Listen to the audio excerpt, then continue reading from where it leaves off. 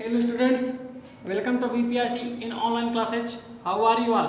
I hope that you are all well and study continue as your regular basis.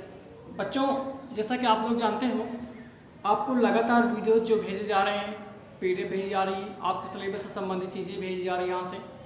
तो आपके अधिकतर जो complaints हैं वॉइस को लेकर के हैं, आवाज़ को लेकर के। इसके लिए आप वीडियोज़ को सुनसान स्थान पर देखें और ईयरफोन का इस्तेमाल ज़रूर करें। तो ये तो शुरुआत बात रही है, जो कॉमन फैक्टर हमने आपको बोला कि आपकी प्रॉब्लम का सलूशन ईयरफोन के द्वारा बेहतर हो सकता है, आप बेहतर आवाज़ पा सकते हैं ईयरफोन के द्वारा। तो इसके बाद बात करें आपका सप्लीमेंट्री में lesson number 1 the summer of the beautiful white horse के लेखक हैं विलियम सरोयन। तो इस लेसन में सबसे पहले आज हम आपको इसका समरी बताएंगे, सारांश, हिंदी रूपांतरण कि कहानी किस बारे में लिखी गई है, कहानी में कौन कौन है, कहानी से शिक्षा क्या मिलती है, किस बेस पर आधारित है स्टोरी। ये सारी चीजें कहानी के माध्यम से आपको बताया जाएगा। तो कहानी शुरुआत करें। इसमें दो मुख्य कैरेक्टर ज्यादा उभर कर आते हैं।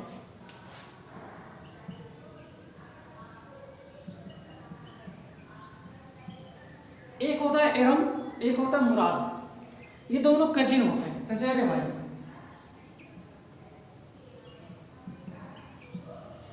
बोथ आर कजिन, दोनों चचेरे भाई होते हैं और दोनों की उम्र बहुत छोटी होती है, संभवतः 9 वर्ष।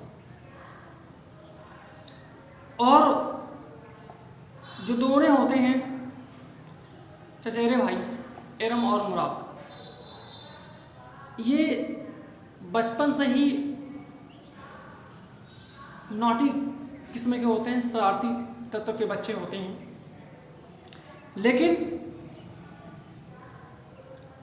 जो उनकी फैमिली बैकग्राउंड होता है, पारिवारिक दृष्टिकोण होता है, वह प्रॉस्पर होता है, संपन्न होता है। इन दोनों बच्चों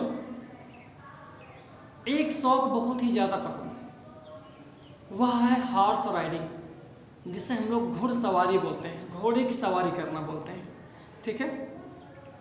तो एक बार होता क्या है, कहानी हम आपको पूरी बताएंगे। यहाँ पे समरी को आप दरकिनार कर दीजिए, पूरी कहानी बताते हैं।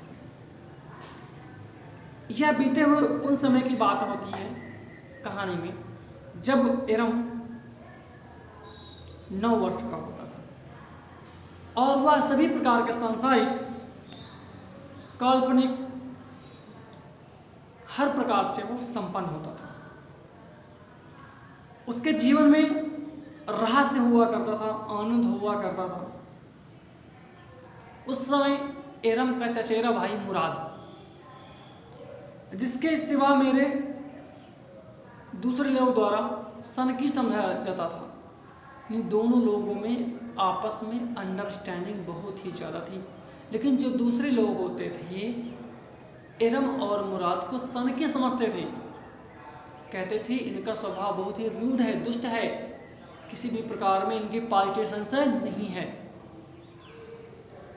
होता क्या है, एक बार की बात है, प्रातः के सुबह 4 के बजे होते हैं और मेरी खिड़की को खटखटाते हुए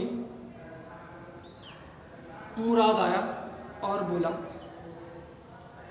तब एरम अपने बिस्तर से बाहर निकलता है, खिड़की से बाहर झांकता है और वह कुछ ऐसा दृश्य देखता है जिस पर उसको विश्वास नहीं होता, क्योंकि अभी सुबह हुई थी, गर्मी का मौसम भी था, संसार में पूरे सवेरा होने वाला था, किंतु इतना उजाला तो नहीं था जितना उसके जीवन में हो गया था। ऐसा लगा था उसको स्वप्न देख रहा है। तभी वो देखता है एरम कि जो उसका चचेरा भाई है मुराद, वह एक सफेद घोड़े पर सवार होकर के आया और वो दूर से कहता है कि बेटा एरम, जल्दी तैयार हो जाओ, आज घुड़सवारी करने के लिए चलते हैं। वह आर्मेनियन भाषा में ऐसा बोलता है, यह घोड़ा ही तो है, तुम सपनों तो नहीं देख रहे हो, ऐसी बातों को बोलता है।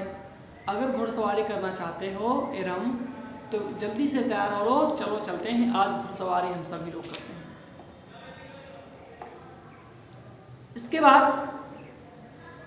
वह कहता है कि दुनिया में जो लोग जन्म लिए हैं, जिसे मैं जानता था कि वह सिर्फ मेरा चचेरा भाई मुराद उन सब में सबसे ज़्यादा जीवन का आनंद लेता था, जो यह मेरे विश्वास से भी ऊपर था, ऐसा विश्वास नहीं होता था, वो बहुत खुश हुआ करता था। पहले स्थान पर मेरी सबसे पहली यादें घोड़ों के बारे में थी, जो कि मैं हमेशा से ही घुड़सवारी करना पसंद करता था, लेकिन यह मेरे लिए एक आश्चर्यजनक रूप हुआ करता था। दूसरी तरफ क्या, हम लोग गरीब थे। इस भाग के फलस्वरूप मैं अपने उस दृश्य को देखने जाने पर विश्वास नहीं कर पा रहा था कि मुराद आज घोड़े पर सवार होकर के आया है, क्योंकि हम सभी लोग एक गैरोगलियन परिवार से शाखा से सदस्य हुआ करते थे, जो दुनिया में बहुत एक आश्चर्यजनक चीज़ हुआ करती थी और अत्यधिक चौंका देने वाली। हम लोग गरीबी में पल रहे थे। कोई नहीं समझ सकता था कि यहाँ के सदस्य दुनिया में बहुत आश्चर्यजनक और अत्यधिक चौंका देने वाले में गरीबी में भी जी रहे होते हैं।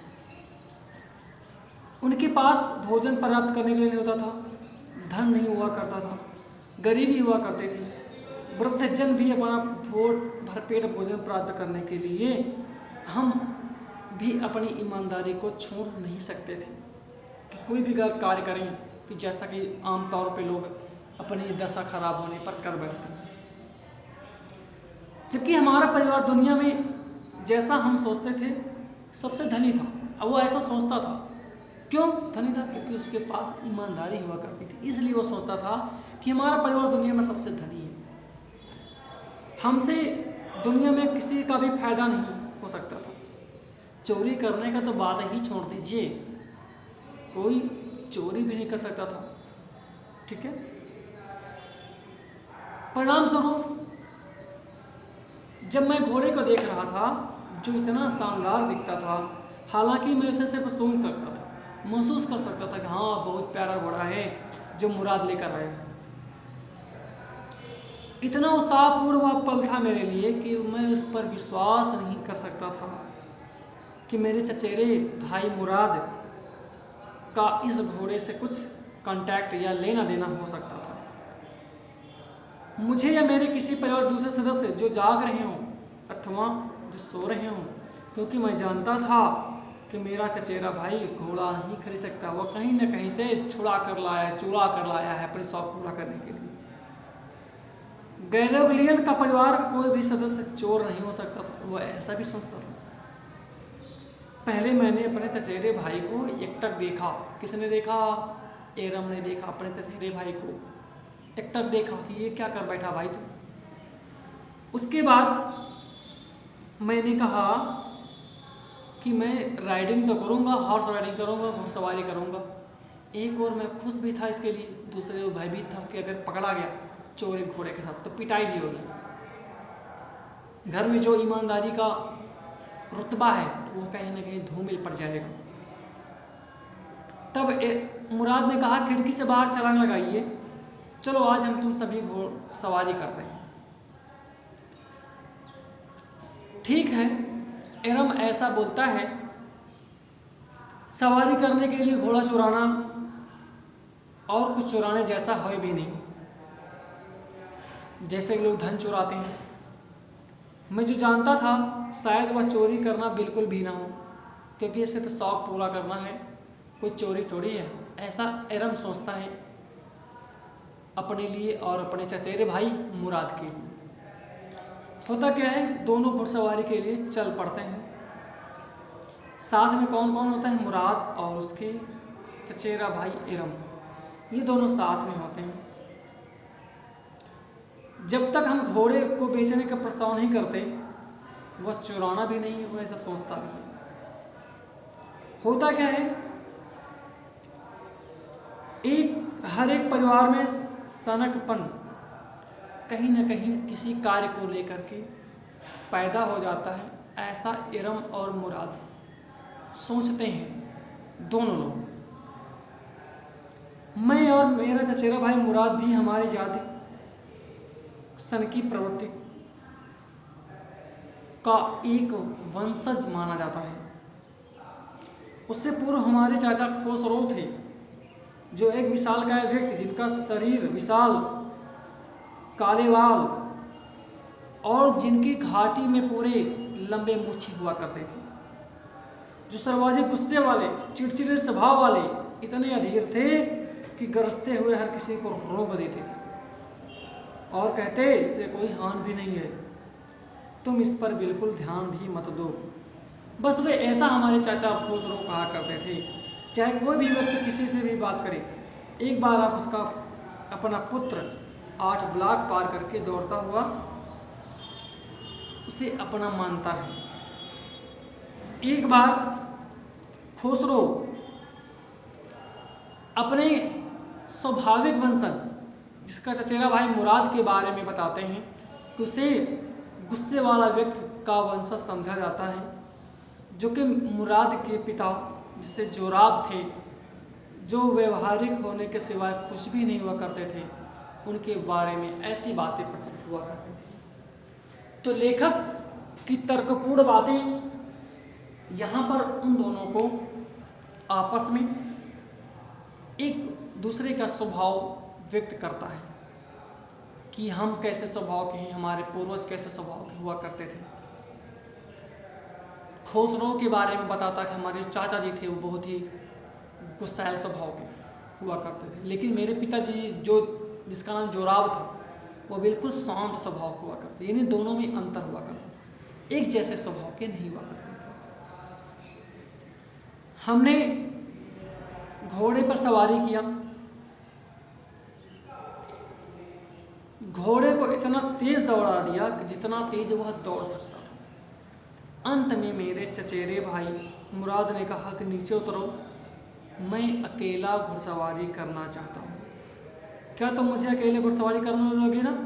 इरम से पूछा उसने। हाँ हाँ बिल्कुल, क्यों नहीं, कर सकते हो। यह घोड़े पर निर्भर है कि तुम अकेला सवारी कर सकते हो कि नहीं। नीचे उतरते हैं, उसके बाद घोड़ा सवारी कराता है। उसके बाद दोनों आपस में कहते हैं कि हम देखेंगे, तुम यह मत भूलना कि घोड़े के बारे में जानकारी मुझको भी है कि तुमने घोड़ा चुराया है, इसलिए मुझे भी सवारी साथ साथ में कराइए, नहीं तो तुम्हारी पोल पट्टियाँ खोल दूंगा। इरम और मुराद के बीच में वार्तालाप होती है ऐसी।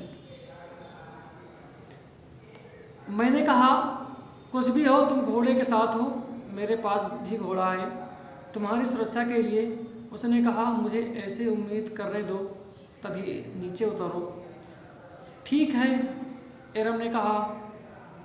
मैंने कहा परंतु याद रखना कि तुम मुझे अकेले घुड़सवारी करने की बात कही है, ये बात किसी से मत बताना कि हम दोनों ने घोड़ा चुराया है। तभी इरम नीचे उतरता है। मेरे चचेरे भाई मुराद ने घोड़े को एक एंड लगाई जोर से और चिल्लाया कि दौड़ो वजीर। घोड़ा अपनी पिछली टांगों पर खड़ा हुआ, खूब तेजी से हिनहिनाया, इतनी तेज गति से दौड़ा कि जो अब तक मेरे द्वारा देखे गए सबसे प्रिय दृश्य में से एक था।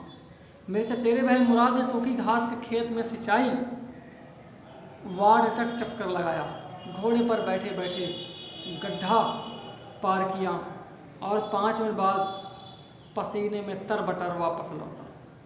सूर्य उदय हो रहा था। अब मेरी बारी है सवारी करने की। मैंने कहा मेरे चचेरा भाई मुराद घोड़े से उतरो, चढ़ो। उसने कहा चलो अब बारी बारी से दोनों हॉर्स राइडिंग कर रहे हैं। उसके बाद वे दोनों हॉर्स राइडिंग करते हैं और होता क्या है, जब वे अपने शौक को पूरा कर लेते हैं कि अब इस घोड़े को क्या किया जाए, तो दोनों आपस में डिसाइड करते हैं कि हमने अपने शौक के लिए इस घोड़े को चुराया था कुछ पल के लिए। अब शौक पूरा कर लिया है, दोनों लोगों ने हॉर्स राइडिंग कर लिया है। तो होता क्या है कि वह उस घोड़े को जहाँ से चुराते हैं अंत में उसे वापस कर आते हैं, और जिसका नाम जान बायरो हुआ करता था, जहाँ से उन्होंने इस घोड़े को चुराया था,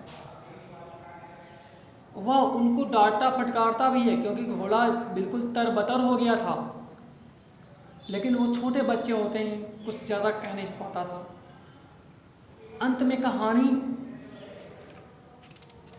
जब उनके चाचा खुसरो को पता चलती है कि घोड़ा चुराया गया है उनके द्वारा, तो उन दोनों पर बहुत चिल्लाते हैं, बहुत उनको गुस्से में फटकारते हैं कि तुम्हें ऐसा नहीं करना चाहिए, तुमने घोड़ा चुरा करके हमारा वतन खो दिया है, हमारे इज्जत पे जो है टांका डाला है, तुम्हें ऐसा नहीं करना चाहिए था। क्योंकि हम दोनों के अंदर ईमानदारी भरी हुई होती है, हम ईमानदारी के लिए जीते हैं। बेटा तुमने जो है अपने वंशज का नीचापन दिखाया है, तुम्हें ऐसा भविष्य में दोबारा नहीं करना होगा। वो दोनों अपने किए पर शर्मिंदा होते हैं। फिर छोटे होने के नाते उन दोनों को माफ़ी मिल जाती है, लेकिन उन्हें भविष्य में ऐसे ना करने की हिदायत अच्छी तरीके से दी जाती है उनके चाचा खुसरो के द्वारा। तो कहानी यहीं पर समाप्त होती है बच्चों, संक्षेप में आपको बताई गई है। फिर आपको एक पूरे रूप में बताया जाएगा, जो आपके लिए एक एक पॉइंट जब स्ट्रक्चर पूरा हल होगा। फिर चलते हैं एक नए वीडियो में मिलते हैं, तब तक आप वीडियोज़ को देखें समझें, एक नया टॉपिक आपका शुरुआत होगा। ओके।